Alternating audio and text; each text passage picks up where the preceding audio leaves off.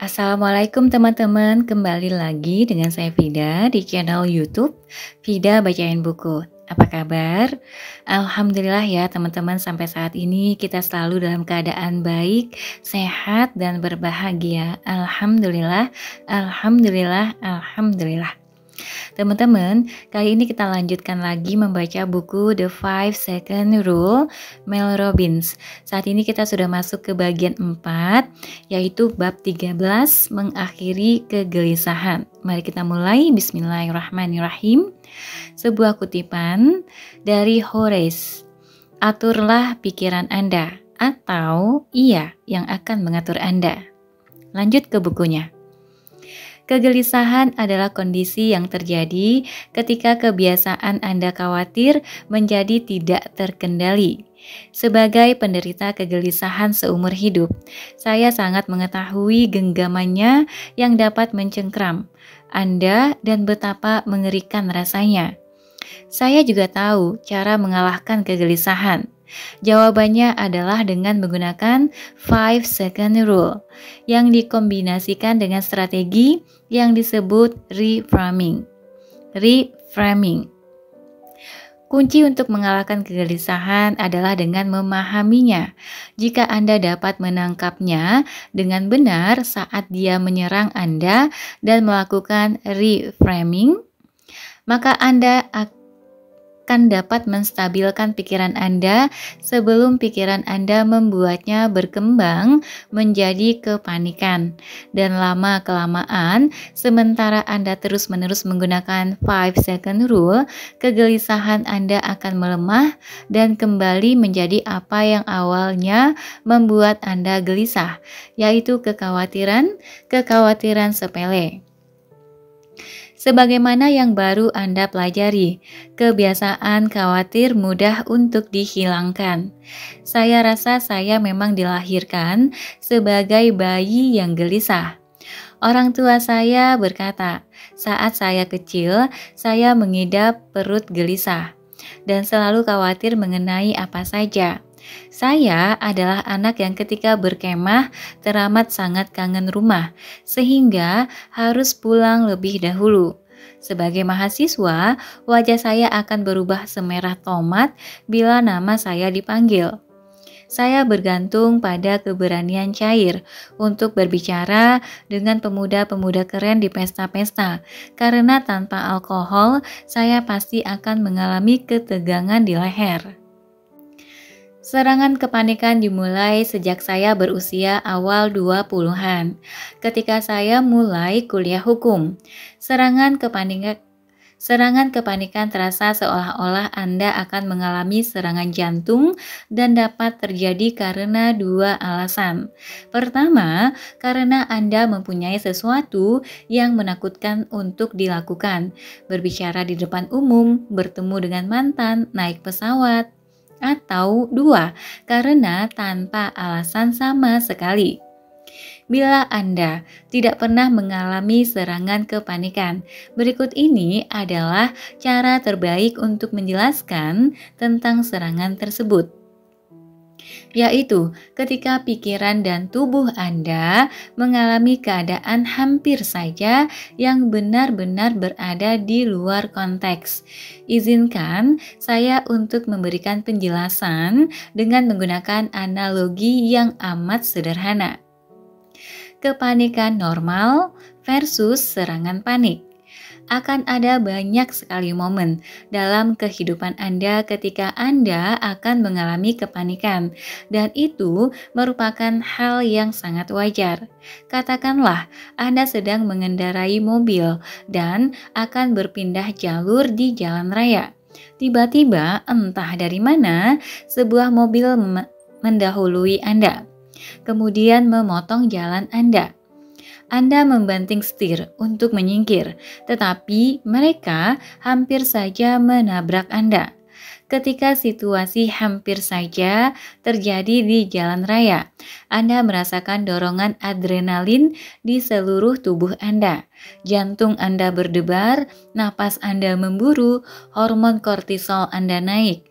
Tubuh Anda berada dalam keadaan kewaspadaan tinggi sehingga Anda mampu mengendalikan mobil Anda. Mungkin Anda bahkan akan sedikit berkeringat. Segera, setelah tubuh Anda ketakutan, hal tersebut memicu pikiran Anda untuk menemukan alasan mengapa tubuh Anda begitu gelisah. Dalam contoh ini di jalan raya ini, otak Anda tahu bahwa Anda hampir saja mengalami kecelakaan mobil, dan itulah sebabnya mengapa tubuh Anda ketakutan. Pada saat pikiran Anda memiliki penjelasan mengenai mengapa tubuh Anda ketakutan, hal tersebut tidak akan meningkatkan kegelisahan. Pikiran Anda akan membantu tubuh Anda untuk tenang, karena ia tahu bahwa bahaya sudah berlalu. Hidup Anda akan kembali normal, dan lain kali Anda akan bersikap agak lebih hati-hati bila berpindah jalur. Ketika Anda mengalami serangan kepanikan, sensasi hampir saja yang sama mendesak pikiran dan tubuh Anda tanpa peringatan apapun dan tanpa ada kejadian yang mendahului. Anda akan berdiri di dapur, menuangkan secangkir kopi, lalu entah dari mana Anda merasakan desakan adrenalin di seluruh tubuh Anda, persis seperti yang terjadi ketika mobil itu nyaris menabrak Anda di jalan raya. Jantung Anda berpacu, napas Anda memburu, mungkin Anda akan sedikit berkeringat, hormon kortisol Anda naik, tubuh Anda berada dalam keadaan kewaspadaan tinggi. Sekarang, setelah tubuh Anda berada dalam keadaan waspada, pikiran Anda mulai berlomba untuk berusaha memahami sebabnya. Jika Anda tidak mempunyai alasan yang masuk akal, pikiran Anda akan beranggapan Anda pasti berada dalam bahaya yang sesungguhnya. Anda tidak akan bisa berpikir, sehingga menambah ketakutan Anda, menyangka bahwa bahaya itu tidak jauh. Sementara jantung Anda mulai berdebar, pikiran Anda berpacu untuk mendapatkan sebuah penjelasan agar ia dapat memahami apa yang sedang terjadi terhadap tubuh Anda, serta menentukan bagaimana harus melindungi Anda. Mungkin saya mengalami serangan jantung, mungkin saya tidak ingin menikah bulan depan, mungkin saya akan dipecat, mungkin saya sedang sekarat. Bila pikiran Anda tidak dapat menemukan penjelasan yang tepat, otak Anda akan membuat kegelisahan semakin parah sehingga Anda ingin lari dari situasi itu dan meninggalkan ruangan. Bila Anda pernah melihat seseorang mengalami serangan kepanikan, mereka ketakutan, berjalan kian kemari, pikirannya kemana-mana, tatapan rusa di depan lampu besar, dan mendadak harus meninggalkan ruangan. Ini lingkaran yang kejam, dan saya pernah terjebak di dalamnya selama bertahun-tahun. Lama sekali, saya tidak memahami perbedaan antara kepanikan normal dan serangan kepanikan. Begitu pula peran yang dimainkan oleh pikiran saya di dalam menambah kegelisahan saya.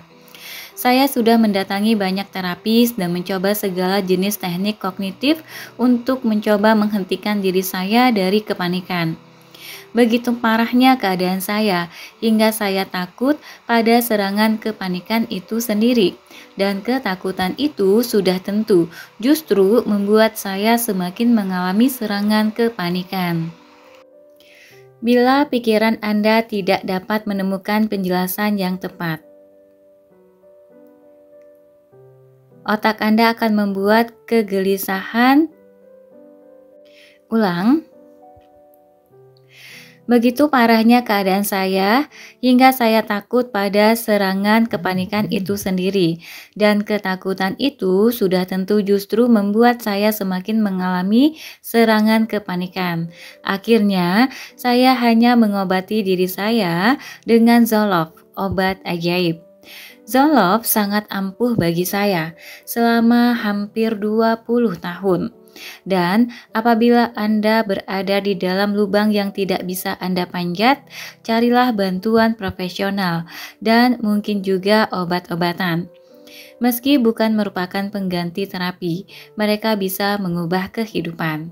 Saya menyangka bahwa saya akan mengonsumsi Zoloft seumur hidup saya. Lalu, kami mempunyai anak dan ketiga-tiganya mulai berjuang dengan bentuk kegelisahan mereka masing-masing. Yang lebih dari sekadar kekhawatiran, kegelisahan itu berpengaruh terhadap kehidupan mereka. Mereka tidak pernah lagi menginap, tidur di lantai di kamar kami, dan khawatir tentang apa saja. Oakley menamakan keadaan paniknya Oliver, sedangkan putri kami Sawyer menamakan kegelisahannya lingkaran bagaimana jika.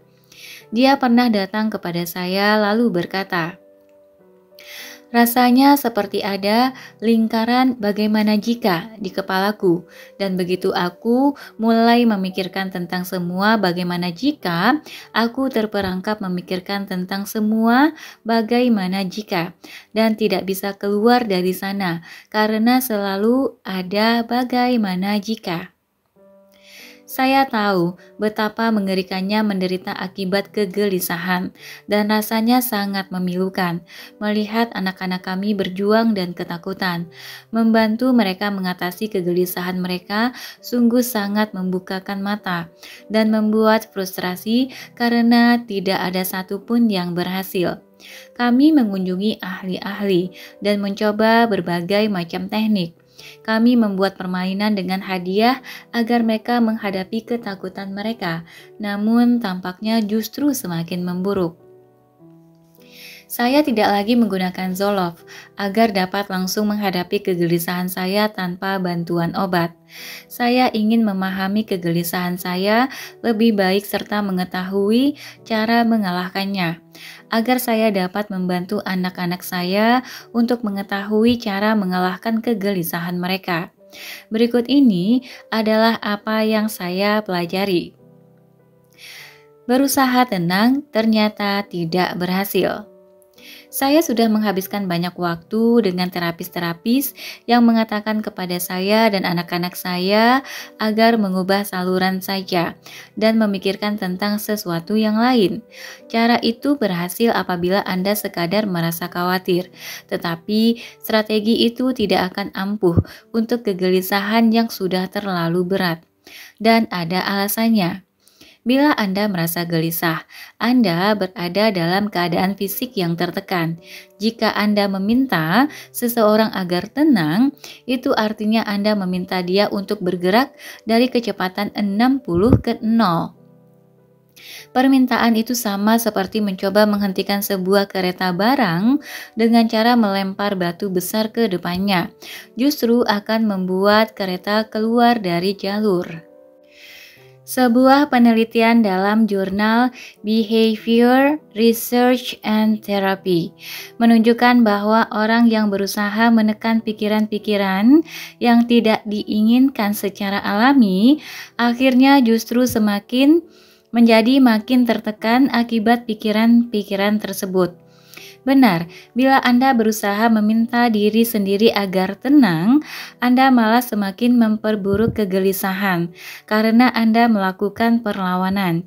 Jika Anda memahami cara kerja kepanikan, apa itu kepanikan, serta peran yang dimiliki oleh otak Anda dalam memperburuk kepanikan itu, maka Anda dapat mengalahkannya. Ada dua strategi yang bekerja sama dengan sangat baik, yaitu menggunakan 5 second rule untuk menegaskan kendali atas pikiran Anda. Setelah itu, melakukan reframing terhadap kegelisahan dengan menganggapnya sebagai kegembiraan, sehingga otak Anda tidak membuat kegelisahan semakin meningkat sehingga tubuh Anda bisa menjadi tenang. Berikut ini adalah cara melakukannya. Kegembiraan dan kegelisahan terasa sama di tubuh Anda. Kali pertama menggunakan strategi reframing ini adalah sewaktu saya menjadi pembicara publik. Saya mendapat banyak sekali pertanyaan tentang berbicara di depan umum. Khususnya bagaimana saya mampu mengatasi ketakutan dan ketegangan saat berbicara di depan umum. Jawaban saya selalu mengejutkan orang. Saya tidak pernah berhasil mengalahkan ketakutan dan ketegangan saya. Saya hanya memanfaatkan mereka bagi kepentingan saya. Pekerjaan saya adalah bicara, banyak sekali. Pada 2016, saya terpilih sebagai pembicara perempuan paling banyak diminta di Amerika. 98 pembicara utama dalam 1 tahun. Luar biasa. Apakah saya gugup? Tentu saja. Setiap kali. Namun ini siasatnya. Saya tidak menyebutnya ketegangan, saya menyebutnya kegembiraan. Karena secara fisiologis kegelisahan dan kegembiraan adalah hal yang persis sama. Izinkan saya untuk mengulangi. Ketakutan dan kegembiraan adalah hal yang persis sama di dalam tubuh Anda. Satu-satunya perbedaan antara kegembiraan dan kegelisahan adalah sebutan yang diberikan oleh pikiran Anda. Seperti pada contoh hampir saja. Bila otak Anda memiliki penjelasan yang bagus mengenai mengapa tubuh Anda ketakutan, maka penjelasan tersebut tidak akan memperburuk keadaan. Kali pertama saya benar-benar memberikan ceramah yang sah adalah ceramah TEDx di San Francisco. Saya ingat berdiri di belakang panggung sambil mendengarkan doktor demi doktor menyampaikan ceramah mereka dan berkata kepada diri sendiri, ini adalah hal paling bodoh yang pernah aku lakukan. Aku akan kedengaran seperti orang yang benar-benar bodoh dibandingkan dengan orang-orang pandai ini. Telapak tangan saya berkeringat, jantung saya berdebar, wajah saya panas, ketiak saya menetes seperti air terjun Niagara. Tubuh saya bersiap untuk bertindak. Ia sudah siap untuk melakukan sesuatu, namun saya berkata kepada diri sendiri bahwa saya tegang. Saya menandai sensasi-sensasi itu sebagai tanda bahwa sesuatu yang buruk akan terjadi, dan ketegangan saya semakin memburuk. Ingin tahu sesuatu yang gila? Sesudah 6 tahun dan ratusan ceramah kemudian, tubuh saya masih merasakan hal-hal yang persis di belakang panggung. Telapak tangan saya berkeringat, jantung saya berdebar, wajah saya panas, ketiak saya mulai menetes. Secara fisiologis, saya berada dalam keadaan bergairah. Sebentar lagi saya akan bertindak dan tubuh saya sedang mempersiapkan diri. Saya merasakan ketakutan yang persis sama, hanya saja saya menyalurkan ketakutan itu ke arah yang baik. Semakin banyak ceramah yang saya berikan, semakin nyaman dan percaya diri saya mengenai apa yang saya sampaikan.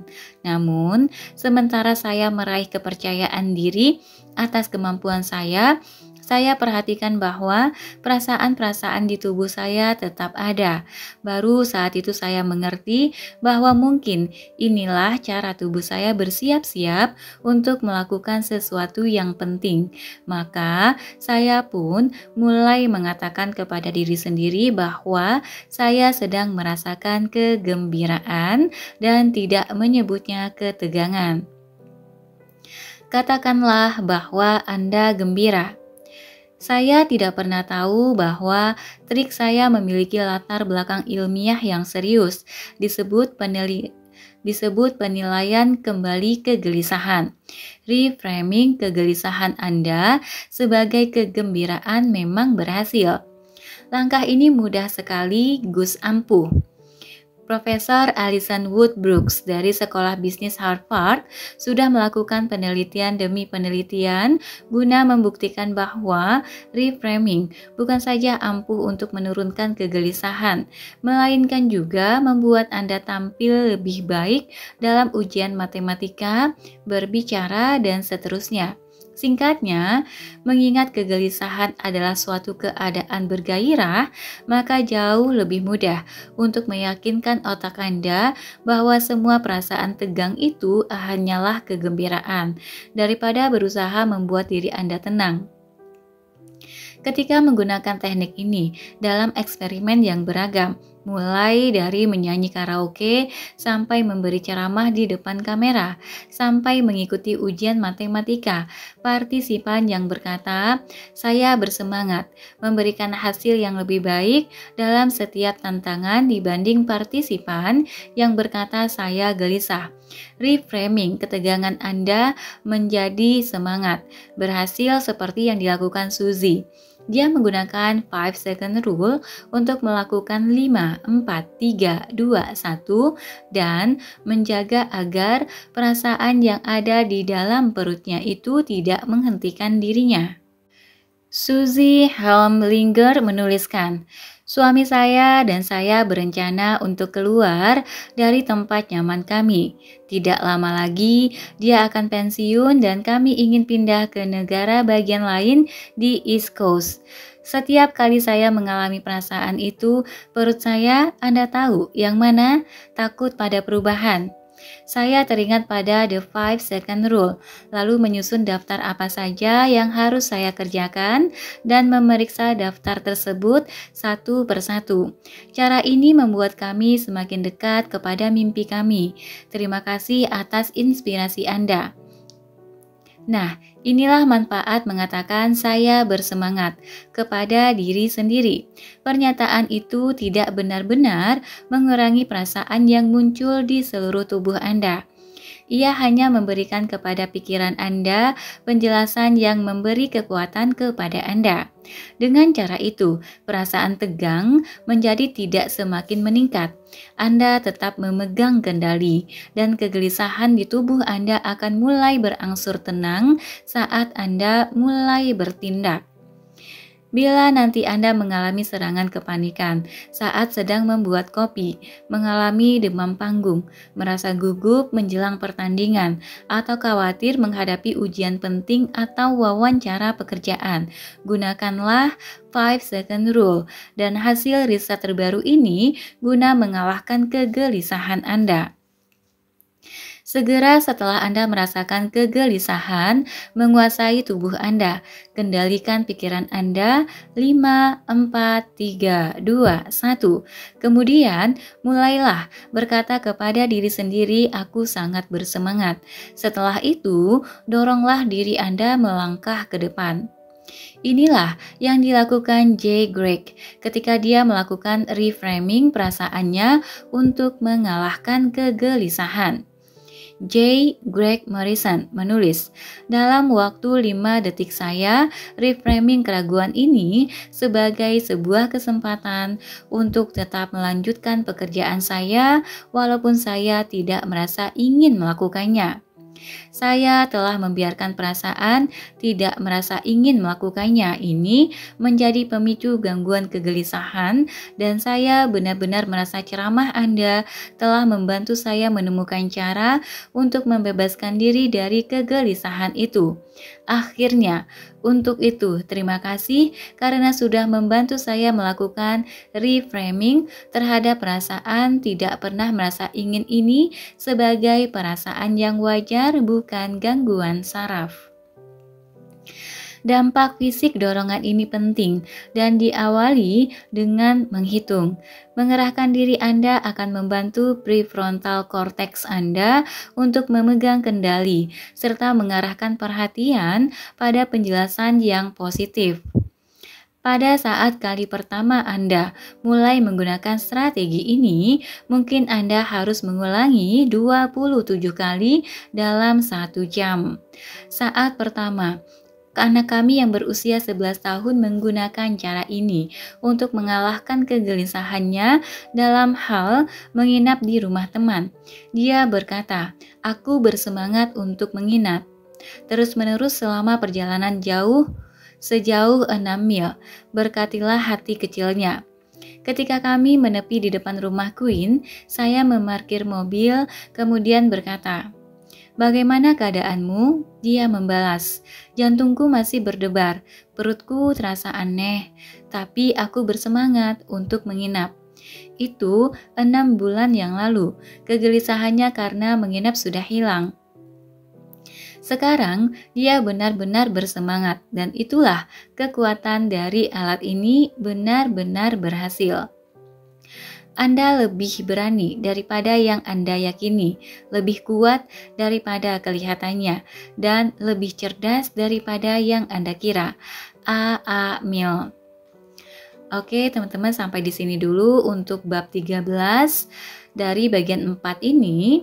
Nanti kita akan ketemu lagi di bab 14, kalahkan rasa takut. Terima kasih sudah mendengarkan sampai akhir. Terima kasih juga sudah subscribe channel ini. Sampai jumpa di bagian berikutnya. Assalamualaikum warahmatullahi wabarakatuh.